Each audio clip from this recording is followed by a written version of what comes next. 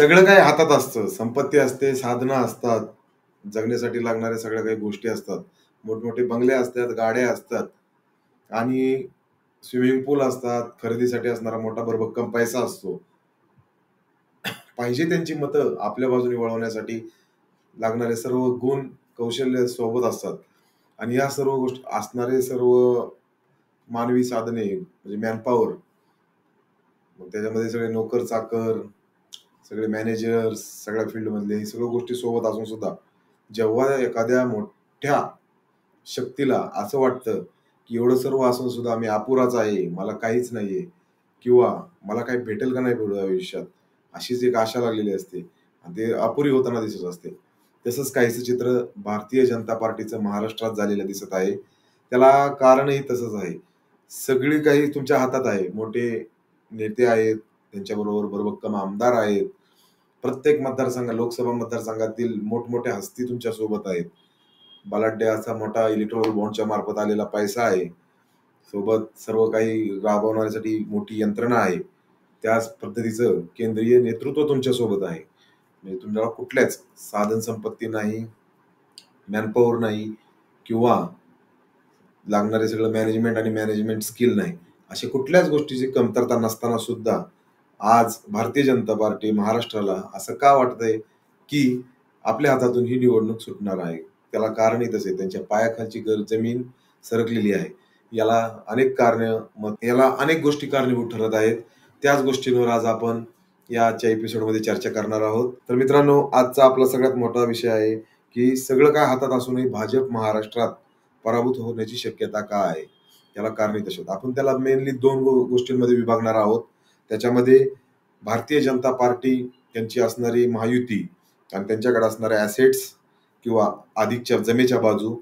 पण एवढं सर्व असतानाही महाविकास आघाडी आणि त्यांची असणारी आत्ता महाराष्ट्रातील परिस्थिती यावर आपण चर्चा करणार आहोत. याला असणारे वेगवेगळे पैलू पाहून घेण्याचा प्रयत्न करणार आहोत.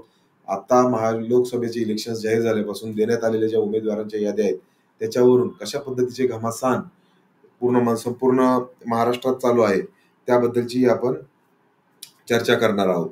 तर या संबंधित बोलायला गेलं तर सगळ्यात पहिल्यांदा आपण घेणार आहोत, की भाजपच्या हातात असणाऱ्या पॉझिटिव्ह गोष्टी कोणत्या आहेत किंवा महायुतीच्या हातात असणाऱ्या पॉझिटिव्ह गोष्टी कोणत्या आहेत.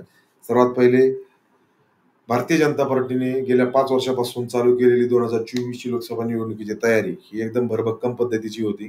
त्यामध्ये जे राज्यातील सर्वात मोठे जे स्थानिक पक्ष होते त्यांना फोडून त्याच्यातील महत्वाचे नेते हे आमदारांसहित स्वतःच्या बाजूने वळवून घेतले. 2019ला जरी महाविकास आघाडी स्थापन होऊन शरद पवारांनी आणि उद्धव ठाकरेंनी एक वेगळे समीकरण महाराष्ट्रात देऊन राज्याची सत्ता हातात घेऊन एक वेगळ्या समीकरणाची नांदी करून जरी सत्ता हातात घेऊन राजकारण सुरू केलेले असले तरी सुद्धा देवेंद्र फडणवीसांनी मी पुन्हा येईन याच्या आविर्भावात म्हणा किंवा त्या घोषणेनंतर 2 मोठे पक्ष फोडून त्यातले 40 पेक्षा जास्त दोन्ही पक्षातील आमदार फोडून 2 महत्वाचे नेते राज्यातील त्या पक्षांचे हे आपल्या भारतीय जनता पार्टी सोबत महायुतीमध्ये सामील करून घेतले आणि पुन्हा राज्याची सत्ता हातात घेतली. अर्थात देवेंद्र फडणवीस भारतीय जनता पार्टीच्या महाराष्ट्रातील सर्वात मोठ्या नेत्याला इथं उपमुख्यमंत्री पदावर जरी समाधानी राहावं लागलं असलं, अजून एक उपमुख्यमंत्री जरी त्यांच्या जोडीला आलेला असला आणि मुख्यमंत्री खातं हे जरी दुसऱ्या पक्षाला गेलेलं असलं, तरी सुद्धा त्यांनी केलेलं काम हे किती यशस्वी आणि सक्सेसफुल एका माणसाची प्रतिमा दाखवतं असं बोलण्याचं त्यांनी गेल्या काही दिवसांमध्येच एका मोठ्या मीडियाच्या एबीपी माझाच्या चॅनलवर त्यांनी सांगण्याचा प्रयत्न केला होता. आणि या सर्वच गोष्टींना अनुसरून आता सध्या त्यांनी पहिली जमेची बाजू आहे ती म्हणजे 2 मोठे स्थानिक पक्ष फोडून 2 मोठे नेते, मातब्बर नेते अजितदादा पवार आणि एकनाथ शिंदे भाजपसोबत घेतलेले आहेत. ते पण त्यांच्या चिन्हात सकट.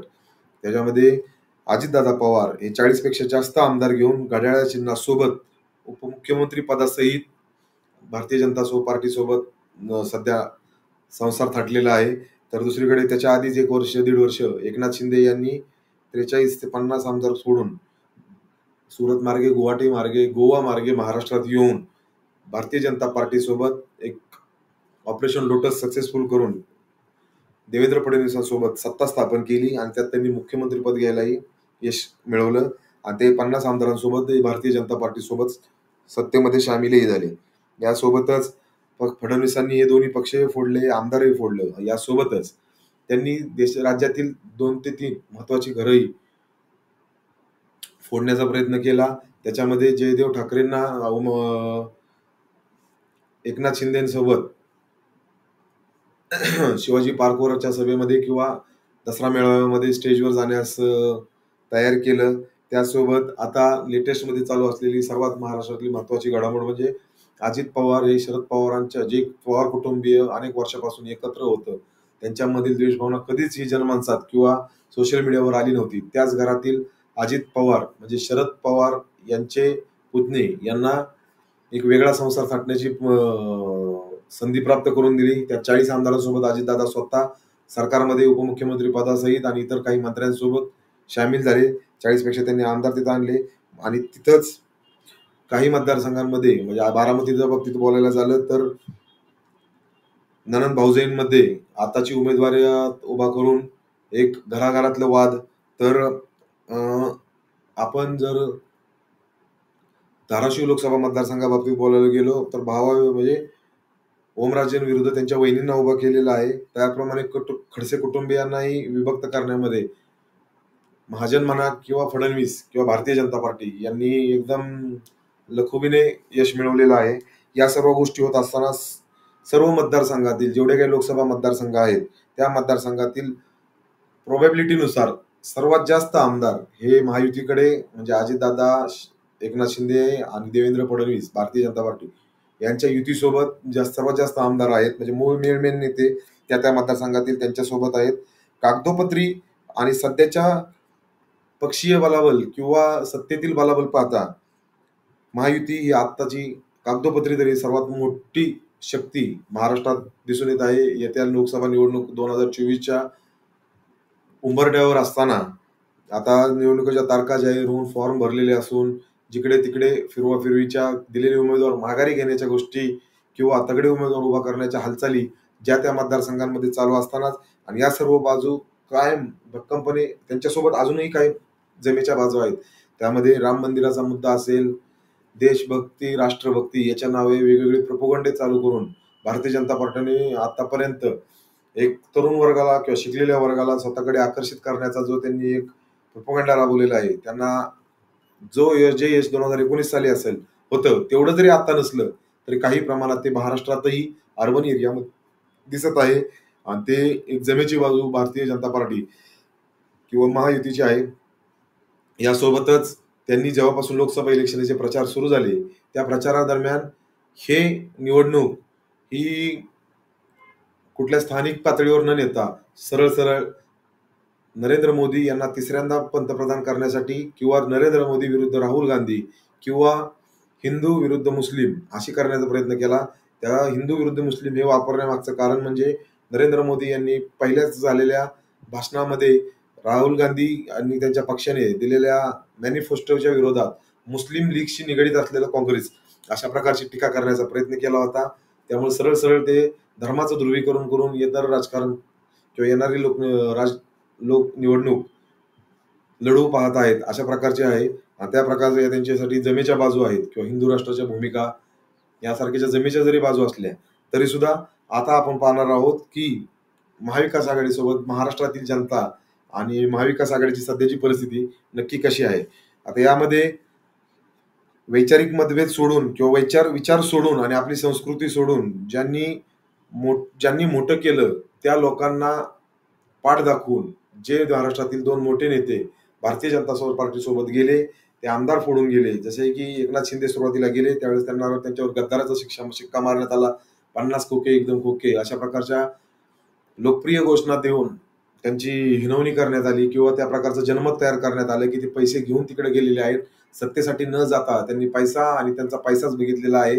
त्यांना ज्यांनी मोठं केलं त्या आमदारांना आणि नेत्यांना त्या मोठ्या माणसांची जाण सुद्धा किंवा त्या पक्षाची जाण सुद्धा या खाल्लेल्या मिठाला सुद्धा जागले नाहीत. अशा प्रकारची जनभावना तयार करण्याचा प्रयत्न शरद पवार आणि उद्धव ठाकरे आणि त्यांच्या कार्यकर्त्यांनी ऑलरेडी या महाराष्ट्रात पेरून ठेवलेला होता. आणि त्याच्याच पाठिंबर आता ज्या की ईडीच्या, सीबीआयच्या, इन्कम टॅक्सच्या कारवाया महाराष्ट्रातील नेत्यांवर होत होत्या, ज्या नेत्यांवर होत होत्या त्या सर्व नेते आता भारतीय जनता पार्टीत येऊन सोबत बसलेले आहेत आणि जे सोबत बसलेले नाहीत त्यांना जेलची वारी करावी लागलेली होती. त्याच्यामध्ये अनिल देशमुख आले, संजय राऊत आले. जेलमध्ये जाऊन सुद्धा पुन्हा बाहेर येऊन ते भरभक्कमपणे भारतीय जनता पार्टीला विरोध करताना दिसत आहेत.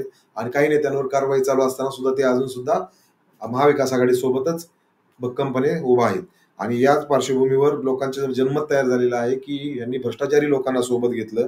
ज्या लोकांनी स्वतःच्या पक्षांना, आपापल्या मोठ्या नेत्यांना साथ नाही दिली, ते लोक भारतीय जनता पार्टीत जाऊन बसले.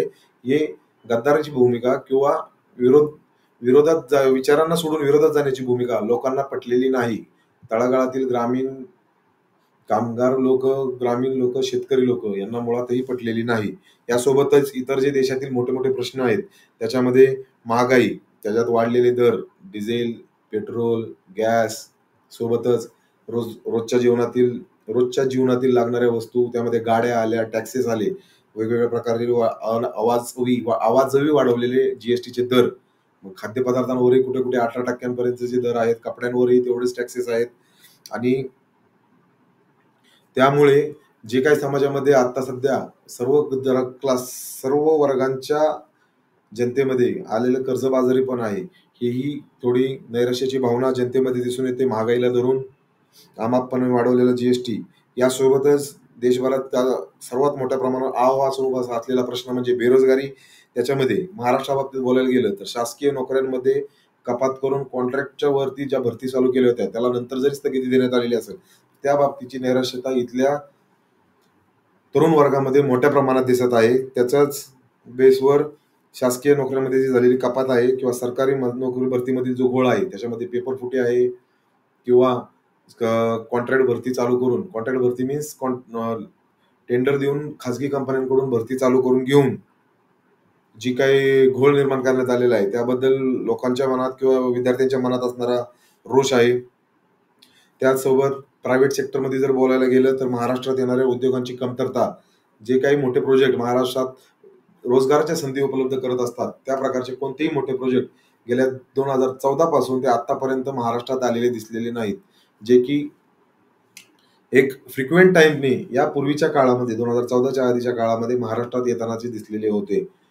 ती पद्धत आता बऱ्यापैकी संपुष्टात आली की काय. उलट महाराष्ट्रातील, मुंबईतील किंवा पुण्यातील काही मोठे मोठे प्रोजेक्ट गुजरातला नेण्याचे जे काही प्रयत्न झाले किंवा जे समोर आले, त्याच्यामध्ये वेदांता प्रोजेक्ट होता, त्याच्यामध्ये टाटा मोटर्सचं मोठ्या प्रमाणात औद्योगिकरण तिथेही वसवण्यात आलेलं आहे, तो प्रोजेक्ट आहे. त्यासोबतच इतर मोठ्या कंपन्यांना अप्रोच करण्यात आलेलं होतं गुजरात गव्हर्नमेंटकडनं, आणि त्याला महाराष्ट्र गव्हर्नमेंटनी म्हणावी तशी ऑफर न दिल्यामुळे ते प्रोजेक्ट तिकडे जातानाही दिसलेले आहेत. अशा काही मोठ्या कंपन्या, त्यामुळं प्रायव्हेट सेक्टरमध्ये उद्योगांची रोजगाराची संधी कमी होताना दिसत आहे. आणि गेल्या 5 ते या सर्व बेरोजगारांच्या गोष्टींमुळे जनमानसांमध्ये जी काही रोषाची भावना आहे, आज IIT सारख्या मुंबईमधील IIT सारख्या कॉलेजमधून सुद्धा 37% ते 38% मुलांना नोकरी भेटत नाही, कॅम्पस इंटरव्ह्यू भेटत नाहीये. ही सगळ्यात मोठी दुःखाची बाब आहे. विद्यार्थ्यांच्या दृष्टिकोनातून, भविष्याच्या दृष्टिकोनातून एवढा मोठा अभ्यास करून, एवढ्या मोठमोठ्या कॉलेजांमध्ये भरती होऊन, एवढी फीज भरून जर विद्यार्थ्यांना पास आउट झाल्यानंतर जर नोकरी भेटत नसेल तर हा रोष कितपर्यंत त्या कुटुंबियांचा किंवा त्या विद्यार्थ्यांचा, तरुण वर्गाचा जात असेल हे त्यांनाच विचारलेलं बरं. आणि यासोबतच शेतकऱ्यांचे मूळ जर प्रश्न बोलायला गेले तर शेतकरी वर्ग आता सध्या भरपूर नैराश्यात आहेत. रोजच्या रोज व्हिडिओ येत आहेत की मार्केट यार्डामध्ये शेतकरी कशा प्रकारे त्यांची पीक उत्पादनं, कांदा असेल, टोमॅटो असेल, हे रस्त्यावर फेकून देत आहेत. आयाती निर्यातीमध्ये धोरणांमध्ये जो बदल झाला त्यामुळे शेतमालांचा जो भाव पडला त्यामध्ये भरपूर प्रकारची नैराश्यता शेतकऱ्यांमध्ये आहे. त्याचबरोबर खतांवरील वाढवलेला जीएसटी, त्याचप्रमाणे रासायनिक खतांचे गेल्या 10 वर्षात वाढलेले दर हे जवळपास दुपटीपेक्षाही जास्त असल्याने डिझेल आणि पेट्रोलच्या वाढलेल्या दरामुळे शेतीच्या मशागतीमध्ये याला वाढलेला खर्च, या सर्व गोष्टी पाहता आणि निघणारं उत्पादन याच्यात जी काही तफावत निर्माण झालेली आहे त्यामुळे शेतकरी वर्गामध्ये भरपूर प्रमाणात नाराजगी दिसून येत आहेत. आणि याचाच परिणाम शेतकरी वर्गाचा हा मोठ्या प्रमाणावर येणाऱ्या इलेक्शनमध्ये दिसेल. आणि ही जमेची बाजू महाविकास आघाडीच्या बाजूने होत आहे. त्यासोबतच वैचारिक आणि सांस्कृतिक पातळीवर होत असणारे आघात, म्हणजे जसे की भारतीय जनता पार्टीने जे काही, जेव्हा महाविकास आघाडी सरकार होतं किंवा गेल्यानंतर भगतसिंग कोश्यारी सारखे असतील किंवा नवनीत राणा सारखे असतील किंवा ज्या काही सांस्कृतिक गोष्टींवर आघात करणाऱ्या गोष्टी घडल्या, मग तिथं महात्मा फुले, शिवाजी महाराज, ज्योतिबा फुले आणि सावित्रीबाई फुले यांचा अपमान असेल, या बाबतीतल्या इतरही काही घटना घडल्या, त्या बाबतीत जी काही लोकांमध्ये निगेटिव्ह भूमिका आहे भारतीय जनता पार्टीबद्दल किंवा त्यांच्या पक्षाबद्दल किंवा महायुतीबद्दल, ती रोष लोकांच्या मनामध्ये तसाच आहे. आज ते इलेक्शनच्या वेळेस बाहेर येत असतो, लोक मनामध्ये दाबून ठेवत असतात. यासोबतच आरक्षणाच्या मुद्द्यांवरून मॅनिफेस्टोमध्ये ज्या त्या वेळी जे मोठमोठ्या घोषणा वेगवेगळ्या मतदारसंघात भारतीय जनता पार्टी किंवा त्यांच्या प्रमुख नेत्यांनी जाऊन केलेल्या होत्या, त्यामध्ये धनगर आरक्षण असेल, इतर अल्पसंख्याक घटकांचं वाढवलं जाणार आदेश, मुस्लिम आरक्षण असेल, मराठा आरक्षण मूळ मुद्दा, ज्याच्यामध्ये जरांगे फॅक्टर हा येत्या निवडणुकीमध्ये किती मोठ्या प्रमाणात इम्पॅक्ट करेल, ही सायलेंट वेव्ह अजूनही इथल्या महाराष्ट्राच्या राजकारणाच्या मनात रोज घर करते की जरांगे फॅक्टर हा कुणाला अफेक्ट करेल याची थांगपत्ता आज ताग कुणालाही लावता येत नाही. पण ज्या प्रकारची वक्तव्य किंवा ज्या प्रकारच्या घटना मराठा आरक्षणाच्या आंदोलनांवेळी घडल्या, त्याच्यामध्ये आंतरवाली सराटी या ठिकाणी झालेला लाठी हल्ला असेल, त्याच्यानंतरच्या आलेल्या लोकांच्या प्रतिक्रिया आणि झालेली आंदोलनं, त्या आंदोलनात झालेल्या खोट्या केसेस, त्या खोट्या केसेस न मागं घेता त्या पुढे ढकलण्याचा कसा प्रयत्न चालू आहे, त्यासोबतच जी मराठा आरक्षणाची प्रमाणपत्र वाटण्यात आली त्याला का स्थगिती देण्यात आली, किंवा जो सगळे सोयरेचा अध्यादेश काढून सुद्धा त्याचं कायद्यात रूपांतर का न काढलं, का न अधिसूचना काढून सुद्धा कायद्यात रूपांतर का नाही करण्यात आलं, यासोबतच अजूनही आरक्षणाचा प्रश्न प्रलंबित का ठेवण्यात येत आहे. आणि मनोज जरांगेंना आज सुद्धा वेगवेगळ्या गावांमध्ये जाऊन मराठा समाजाच्या मूलभूत प्रश्नांसाठी का भाषणं किंवा का बैठका घ्याव्या लागत आहेत, या सर्व प्रकारचा रोष मराठा समाजाचा आहे, याप्रमाणे धनगर समाजाचा आहे, ओबीसी समाजाचा आहे. आणि या सर्व गोष्टींना धरूनच फडणवीसांवर मनोज जरांगे यांनी केलेले आरोप की या गोष्टींना मराठा आरक्षणावर किंवा मराठ्यांवर होत असणाऱ्या अन्यायाला फडणवीसच कसे जबाबदार, हे जे वक्तव्य मनोज जरांगे पाटील यांच्याकडून करण्यात आलेले आहेत, तोही रोज मराठा समाजाच्या अंतर्गत एक सायलेंट वेव्ह म्हणून अशी धगधग करत आहे. ती सायलेंट वेव्ह निवडणुकीच्या वेळेस मतदानामधून बाहेर पडेल याची खात्री महाविकास आघाडीच्या नेत्यांना अंतर्गत किंवा त्यांच्या मनामध्ये नक्कीच असणार. आणि या सर्व जमेच्या बाजू या महाविकास आघाडीच्या आहेत. आणि यासोबतच जे काही उमेदवारांचं डिक्लेरेशन चालू आहे त्याच्यामध्ये शिवसेना शिंदे गटाला त्यांच्या 9 उमेदवार देऊन सुद्धा त्यातले काहींचा अर्ज माघारी घ्यावा लागतो का काय, अशी परिस्थिती आहे. भारतीय जनता पार्टीने अजूनही काही ठिकाणांवर उमेदवार दिलेले नाहीत किंवा अजून तळ्यात मिळत नाही. खुद्द साताऱ्याचे उदयनराजे भोसले छत्रपती यांची सुद्धा उमेदवारी अजून 11व्या भारतीय जनता पार्टीच्या देशातील यादीनंतर सुद्धा डिक्लेअर करण्यात आलेली नाही.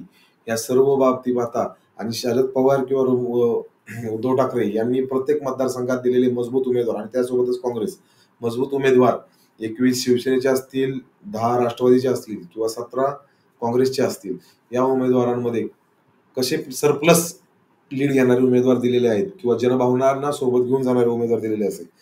तिथे शिरूरमधून असणारे अमोल कोल्हे, माड्यामधून येणारे उद्या किंवा परवा त्यांचा फॉर्म भरला जाणार आहे असे धैर्यशील मोहिते, साताऱ्यातील शशिकांत शिंदे, कोल्हापूरमधील शाहू महाराज छत्रपती शाहू महाराज, यासोबतच वर्ध्यात पाहायला गेलं तर अमर काळे काँग्रेसकडून राष्ट्रवादीमध्ये सहभागी झालेले शरद पवार गटामध्ये, अहमदनगरमधून सुजय विकासारख्या बलाढ्य शक्ती विरुद्ध विखे घराण्याच्या बलाढ्य शक्ती विरुद्ध एक सर्वसामान्य नेता लोकनेता निलेश लंके यांची देण्यात आलेली उमेदवारी असेल.